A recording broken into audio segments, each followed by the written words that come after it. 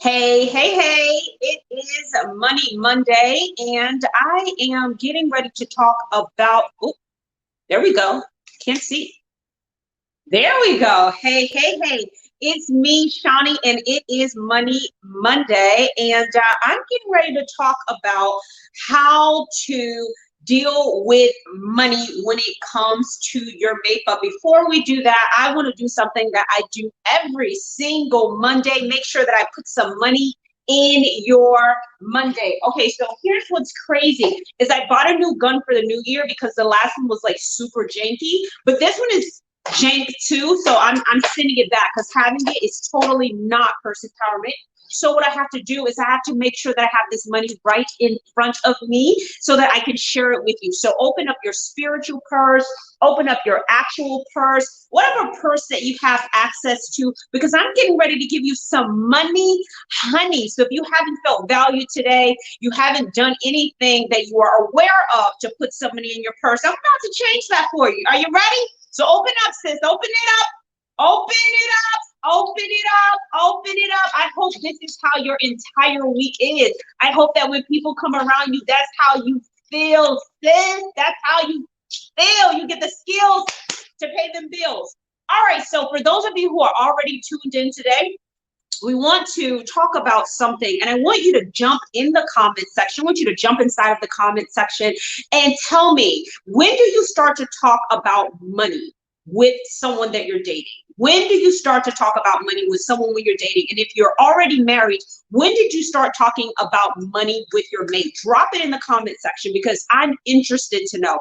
Were you right up there on the first date? Because I hear people saying that all the time, like right at the first date, sis, they want to know what the person's credit score is. They want to know quick, fast, in a hurry. What's your beacon? What's your beacon? Not do you like bacon? No, no.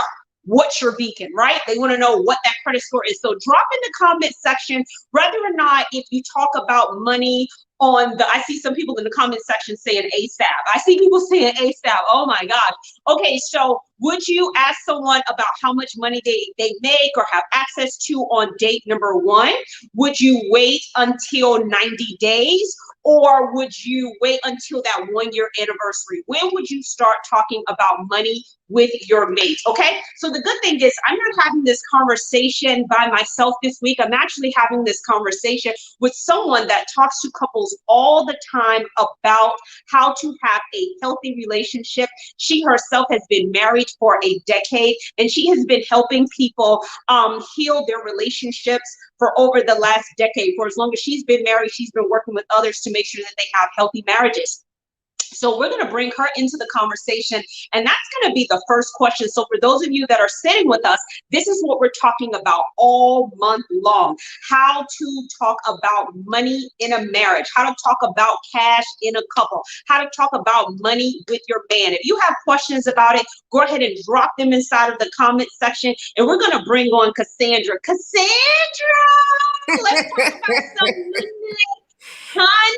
What's up, Shawnee? How are you? Good. Yeah, Money Monday. I got all the money. I felt it. I felt it. I felt it, girl. Was you feeling the money, honey? Was you feeling the money, honey? I was. Feeling the money, honey. That's good. That's good. All right, so let me ask you this. So when it came to talking about money with your husband, were you right at the gate on the first date? What's your money? What that money do? Did you wait 90 days or did you wait an entire year? When did you start asking? So it wasn't the first date, but there is something about going on a first date, right? So I remember going on a first date with a guy where he said, the next date, you got it, right? So that had me kind of question on his money status, right?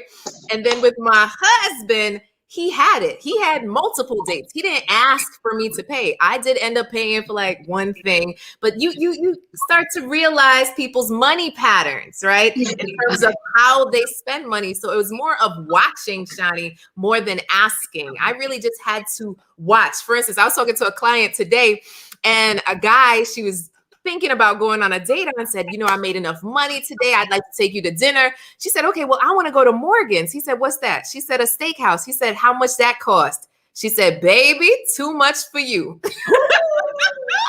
Oh my my gosh. Oh my gosh. So here's the thing. So what you're saying is, so I don't know, like that's just like a super weird one right there, like just like a super weird one right there.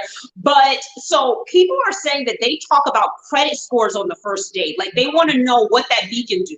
No, You're please gonna say don't. no.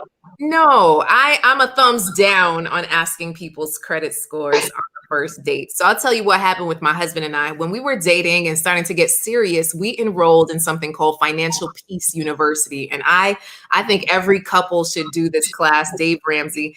And when we were going through the classes, one of the assignments was to talk about what you had in your bank account and what your credit score was. So I remember Andy coming to me, right, Shani? And he was like, hey, I've never told anybody this information.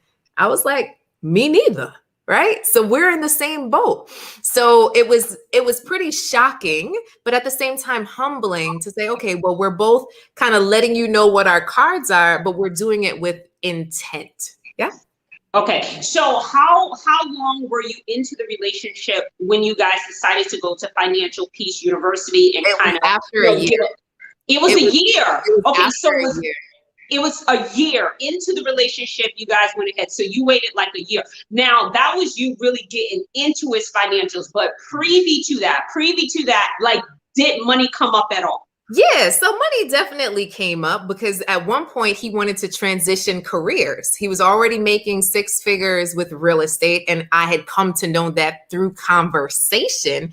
And he wanted to change his career into full-time public speaking. And he came to me and asked me, what did I think?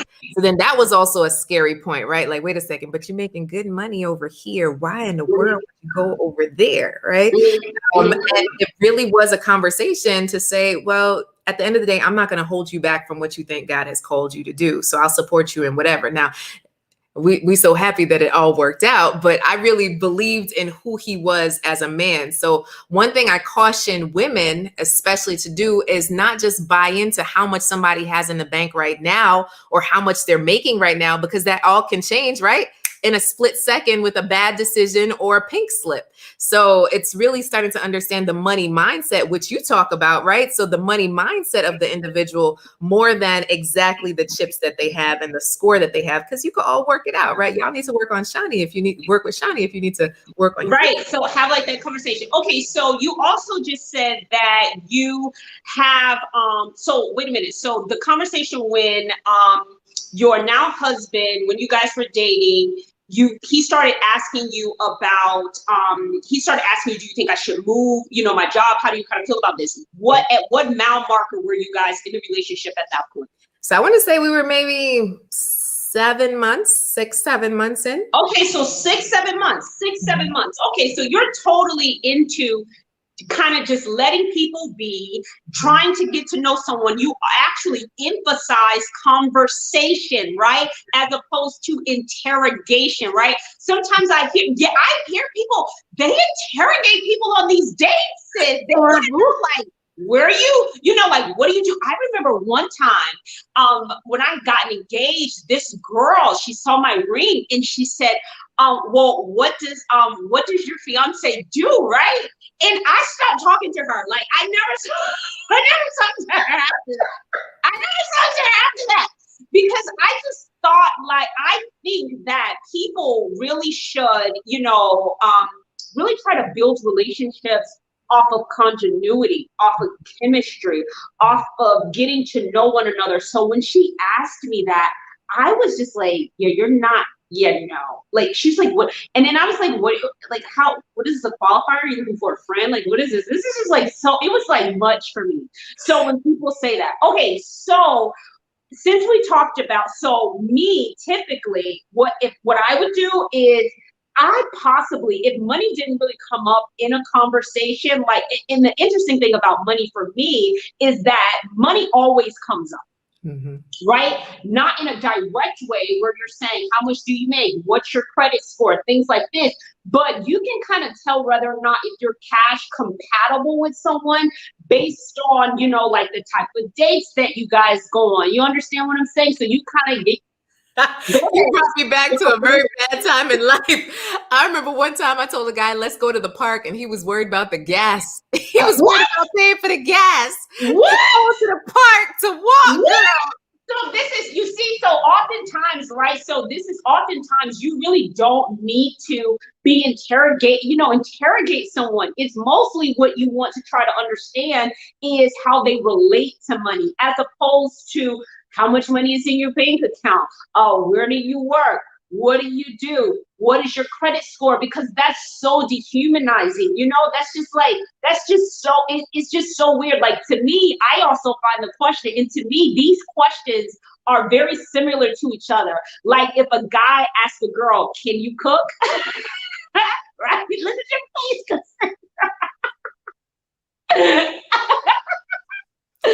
So, baby. yeah, right. So that's like, to me, it's just like right on the first day, you're getting to know somebody, like, can you cook? Right? And then you're like, well, okay, well, let me see your credit score. It's just so dehumanizing, rather than allowing, the interaction to just gradually unfold to see whether or not, if you like. So me, I'd be at 90 days.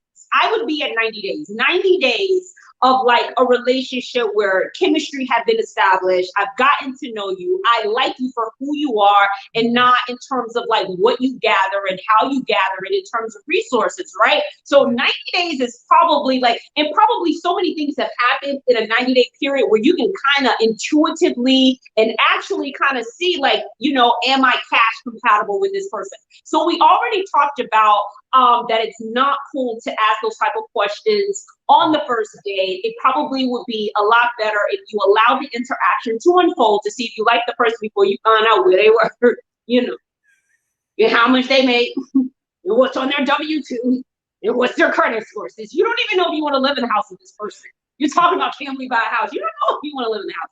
So when would you say, Cassandra, is a good time to start seeing just how cash compatible you and another person is?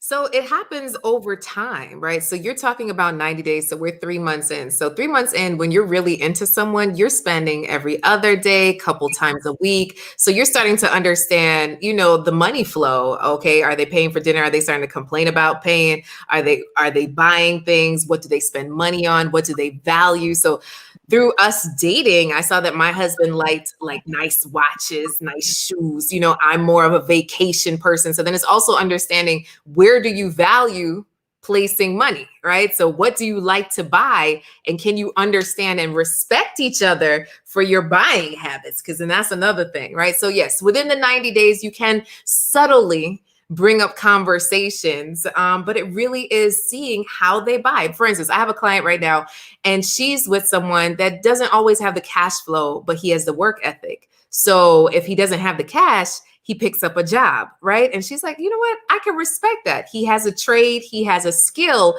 so he's able to make that hustle happen. So she still respects him as a man versus the person that's complaining about no money and just sitting on the couch. And then, you know what? You just won't be his honey, right?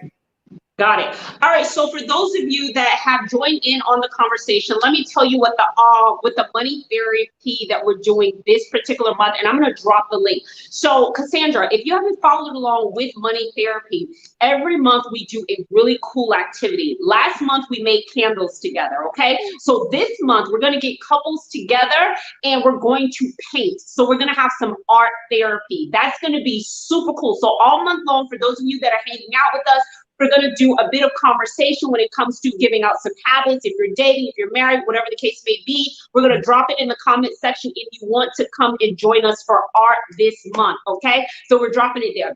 All right. So Cassandra, you talked about, so how often do you have to work with couples when you find out that they are just cash incompatible? What happens when you find out they're cash incompatible? So it's tough, right? And it really is coming to respect each other's history. We have to remember that we come from two different pasts, two different households. Just think about your siblings. Everybody who's watching, just think about your siblings. If you have a sibling, more than likely that sibling is nothing like you. And you guys were born in the same place, raised by the same people with the same circumstances. So when we start to realize that there's a different culture even in our homes, you give your spouse, your significant other, a little bit more grace. Now, the biggest part is to communicate communicate what your worries, what your fears, and what helps you to feel secure when it comes to money. So one of the things with Andy and I, what we did was, my husband is the saver and essentially I am the spender, right? So we talked about, well, how much money do you have to have in the bank to feel safe, to feel secure, so essentially that I can spend. Now, I don't just go on shopping sprees every month. You know, we still have conversations about major buys, but really being able so that I have freedom in spending and not feeling like a caged puppy, and that he doesn't feel like I'm leaking out the bank account. So these are real conversations to have, but you should have it on a full stomach. You should have it maybe in the middle of the day, and you should have it somewhere neutral, like the couch or the kitchen table. Like, have these conversations on a regular basis versus just when stuff hits the fan and an account is overdrawn. Those are super, super, super cool tips. Making sure that people are full, because baby, if the people is hangry, A problem. If the people is hangry, okay. If the people is hangry, then it's not about to happen. Ain't gonna be no money, honey. Okay, so let's talk a little bit about financial forgiveness. What happens in the event that someone that you're in a relationship with, they financially violate you, which is something that I work with my clients all the time. You know, couples oftentimes, because of the differences in how they were raised, they oftentimes violate each other when it comes to financial forgiveness. So tell me a little bit about your experience with that.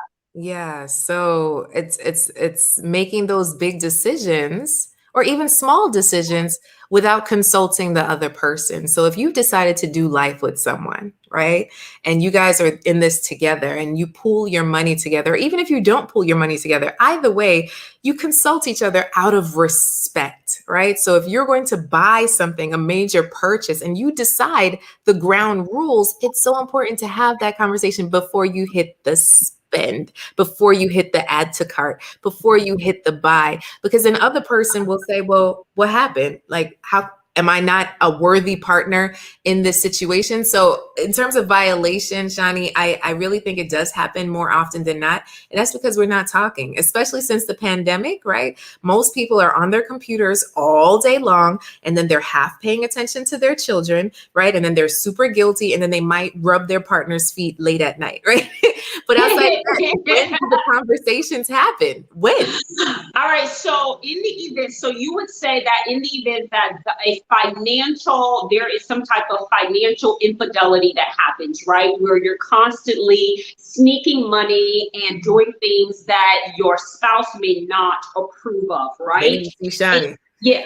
You sipping that tea. I see you sipping that tea. You sip that tea, right? So you do something and the spouse is like, sis, I really don't agree with this, right? I don't agree with what you spent the money on. I don't agree with the frequency of you spending the money. I don't even like what it is that you bought, right?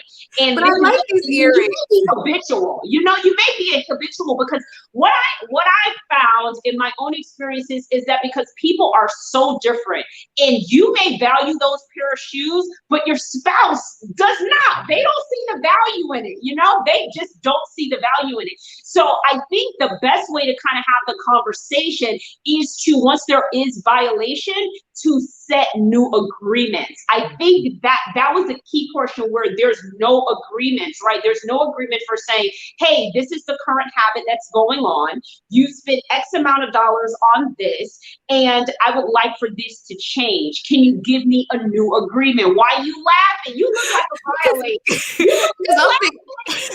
violator. Because I'm thinking about Amazon, right? So Amazon is the ultimate infidelity situation, right? That you commit. It's the easy. It's the easy. Right. You know, we're clicking. So when does that stop, right? And it's so easy. Oh, but I just need this one thing. So really having that boundary and that agreement, even if it's a money amount or maybe a consultation over a certain amount, it'll help the situation. Because I know for a fact my husband be like, if there's one more box, Right. So another part of after the agreements, I would say when I'm working with my clients in this, it's about goals, right? So oftentimes when there is a lot of financial violation, that's because financial goals are not necessarily clear, right? So if you keep telling someone you can't buy this, you can't buy that, you can't buy this, you can't buy that, and there are no real goals, like these restrictions are not attached to elevation. You understand what I'm saying? So it sounds like I want the shoes. What you talking about? I want the purse. What you talking about? And the dude is like, I want to buy this property or I want to invest in this. What you mean I can't buy more Bitcoin? What you mean? Like, because there's no actual goals. You understand what I'm saying? So if there's no actual goals, there's no way to tell the money where to go or where not to go. So if you are the violator or you are in a relationship with someone that violates, or probably what's most common when I'm working with couples is typically the violations go back and forth, between, both, they go back and forth. It's just that they don't agree, in terms of what the violation actually is. You understand? One person values shoes, the other person values travel. So somebody might, like the shoes was $80, but the trip was 800. You fussing over 80, they fussing over 800. I've seen it, right? Yeah. So the goals is what kind of mitigates some of that behavior, whether that goal is debt elimination, whether that goal is buying a new house, maybe that goal is taking an investment course. So if you're finding that you are, violating when it comes to that on a regular basis, see whether or not if you can create some 90-day goals that you and your mate can work on together and see the capacity for you guys to work together and execute. Yeah, I agree. Absolutely. You agree? Yeah. All right. So we talked about creating agreements. We talked about when to ask. Let's see. We have a few people sitting with us. Do you guys have any questions about this? Does anyone have any questions? We talked a little bit about financial forgiveness. I'm thinking if you guys don't have any more questions, I'm sure I'm going to talk about something else. So, all right, now what happens when that financial forgiveness escalates, right? Because typically it escalates. You see that face? That's your escalation face, right? So I've seen in some scenarios, right? And we're going to try to riddle this. Like I've seen in some scenarios where, based on like what the roles are, the gender roles within the household is, I've seen oftentimes like it's kind of like when there's not clear agreement, that's when I find that there's a lot of financial infidelity, when there's no real agreement about what happens when this happens, or how will we come back from this, or can we forgive each other with this. I oftentimes see some of this negative stuff end up on the credits, on the credit reports. Because look at this place, right? So yes. Yeah. So I've seen it where the couples, they don't agree. So it begins to have an impact on how much money is saved. And then I also see an impact on the credit. So what happens when you see it go that far? Like, can they come back from it? What would be the scenario in which this is played out? I can't stand that I can read your face. It's tough, right? It's really tough. So just statistics show when it comes to marriages, one of the hugest downfalls is just the incompatibility in the money mindset. I really believe that's what it is. So yeah, they talk about, money is a downfall. That's what causes divorce. I really think it's the money mindset and being able to get past yourself to say, okay, I need help, or I need to talk to my spouse and I don't know how to. We need to be vulnerable in this situation. The problem is that most of the time we egg up the ego instead of dying to self and saying, you know what, I want my marriage to work. I'm uncomfortable with this. Can you help me understand you? And can you care enough to understand me? And we have a conversation that will help us, right?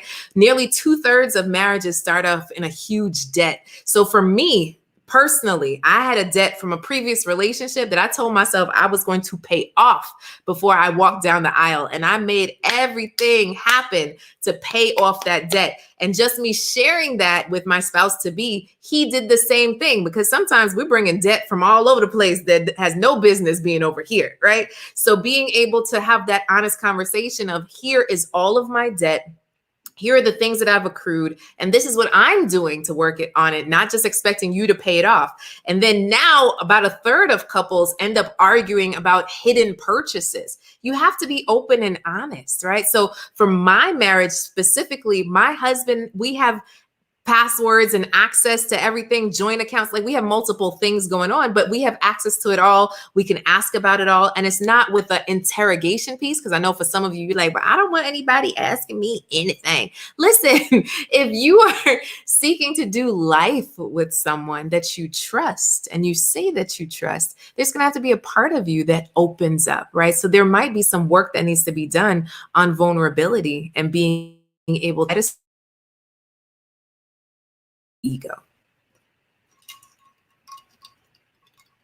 Tea tonight. You are just teeing till you ain't seeing, okay? So for those of you that are with us, I do want to share with you, if you want to do some money therapy, art therapy, you're in a relationship and you want to connect more about your cash, you make sure that you use the link. I'm going to drop it there so that you can have the conversation. I think the highest note that you shared there was about the vulnerability and the willingness to get past the ego in order to get to a larger goal. I find that if there's a lot of financial infidelity, it is likely that goals are not clear and agreements are not either, but that is something that you can come back from. You can always get new agreements, right? And you can have a little bit of patience because finances can be a very interesting thing. You know, it is, and oftentimes there are statistics out there that says marriages end due to money, but it's not the money, honey. It's the communication about the money. And in my own experience, here's what blows my mind. And I've been working with people with their money for over a decade. Do you know my clientele who get along mostly with their money? Those that don't have a lot of it. Those are the ones that do. I see them work together. I see them work yes, I see them work together. I see them save their money. I see them have, like, they're very, very, like, financial vulnerable. It's like, this is what I have, this is what you have, and let's work together and make it happen. So I'm always blown away by those that don't have access to an abundance of money, are way, you know, way open to share and way open and more patient with each other. You know, I always look at it. It's always a very, very interesting, you know, it's always a very interesting thing. Maybe because those that have access to more resources, there's a possibility, you know, that vulnerability piece, is this person only with me for money? You know, are they going to take my money? All of those type of things kind of sort of come. So if you guys have enjoyed this conversation, you want to make sure that you use the link. We're going to go over and take this conversation over to IG Live. So if you are enjoying it, you can join us. If you want to get together with your mate, with your man, with your friend, and you want to do some art at the end of this month, the link is in the comment section. Until next week, we will be talking even more about how to talk more about money with your mate. So if you want to email me some questions or drop them in my DM, I welcome you to it. Until next time, do something that's going to add value to your purse.